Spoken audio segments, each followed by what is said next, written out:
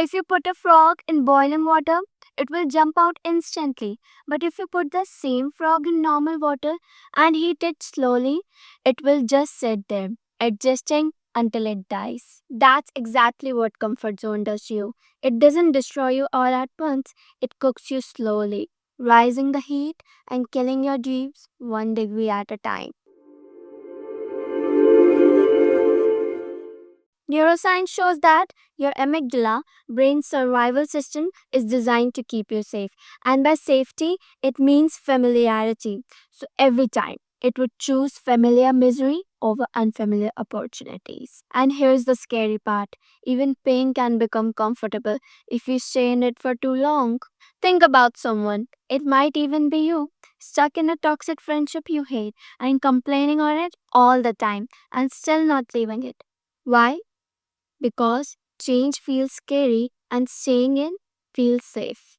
That's boiling water, not burning you all at once, but turning up the heat so slowly you think you can handle it. The truth, you're handling it, but by killing parts of yourselves.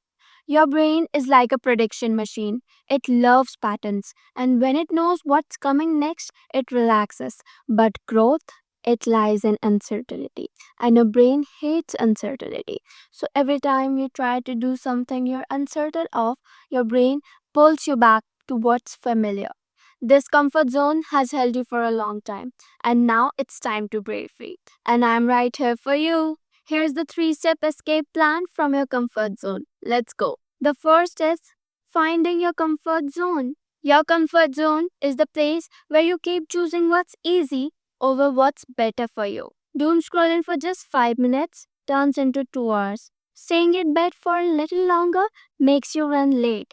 That's comfort zone. Now replace it with something which is better for you, not easy. If scrolling was a habit from 8 to 10, try to replace at least 1 hour with reading. Or if waking up early feels impossible, try to wake up 15 minutes earlier every day. Step 2 is to live in your growth zone. If you're usually silent in meetings or groups, push yourself to speak up at least once. That's where real growth happens. So, the action step here, choose one thing which makes you feel uncomfortable and do it anyways.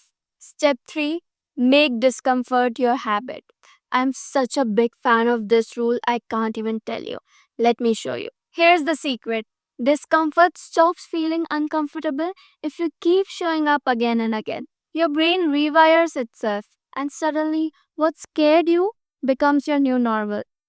For example, start working out every day, and suddenly it's just a part of who you are. You do it effortlessly. So here's the action step, pick one uncomfortable habit and do it for the next 21 days consistently.